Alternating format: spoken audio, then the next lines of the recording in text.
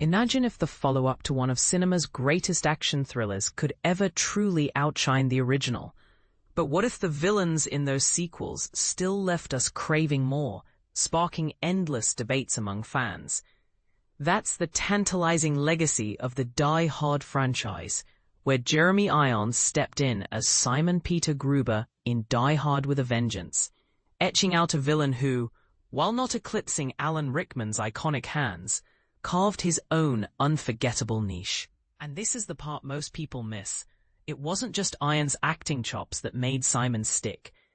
First off, for newcomers to the Die Hard saga, picture this.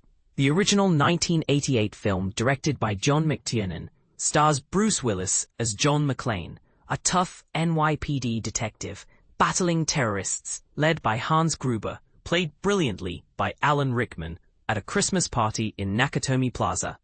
It's a masterpiece of tension and one-liners that set the bar sky high. The sequels, starting with Die Hard 2, and especially Die Hard with a Vengeance, in 1995, tried to recapture that magic, but often fell short, though they had their own redeeming qualities, like inventive plots and strong ensemble casts. Enter Jeremy Irons as Simon Gruber, the cunning sibling of Hans, who's not just after money, but orchestrating a twisted game of revenge against McClane. Irons didn't want to mimic Rickman's suave menace.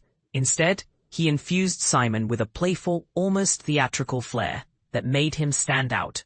Here's where it gets controversial. Was Irons' take a bold evolution of the villain archetype, or did it dilute the grit that made Hans so terrifying? We'll explore that as we go. In a candid chat with GQ, Irons opened up about why Simon resonated with him. He described the character as someone who operated beyond the norms of society, crafting his own code and owning up to his mistakes without flinching. He lived outside society, did his own rules, Irons recalled, adding that the element of gamesmanship, manipulating people as if they were pawns in a grand scheme, aligned perfectly with his personality. Slipping into Simon felt effortless, he said, because it tapped into his love for performance that's both strategic and entertaining. For beginners wondering what makes a great villain, think of it like this. Hans was all icy intimidation, but Simon added layers of eccentricity, making him more unpredictable and, dare I say, fun in his villainy. And this is the part most people miss. Irons didn't stop at acting. He personalized the look to embody Simon's essence. Take the hair, for instance. Irons decided to dye his locks blonde, specifically for the role, turning what might have been a standard villainous appearance into something distinctive. It wasn't scripted. It was his choice to visually differentiate Simon from his brother, giving the character a golden, almost aristocratic sheen that contrasted with the film's gritty urban backdrop. Irons even cheekily noted that the shirt he wore, a crisp white button-up, was picked on a whim, and it reportedly inspired Bruce Willis to adopt a similar short haircut for his role in The Fifth Element. Imagine that ripple effect. One actor's styling decision sparking another star's look in a different film. It's a small example of how personal flair can influence pop culture, reminding us that even villains need a signature style to linger in our minds. But the real showstopper, the moment Irons fondly remembers, is the infamous egg-eating scene before Simon shoots Zeus, the quick-witted character played by Samuel L. Jackson. As Irons explained, this quirky habit stemmed from his theater days working alongside Glenn Close in Mike Nichols' 1983 production of The Real Thing. During rehearsals, Nichols encouraged Close to munch on a Mars bar to build emotional intensity or diffuse tension.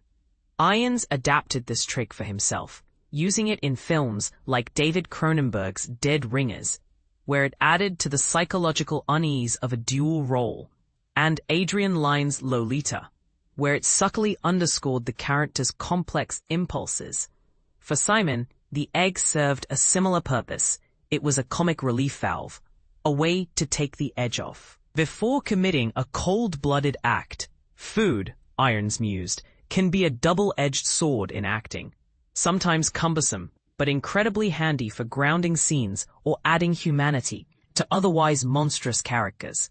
To clarify for those new to film techniques, this is like an actor's secret weapon, a prop that breaks the fourth wall subtly, making performances feel more layered and real.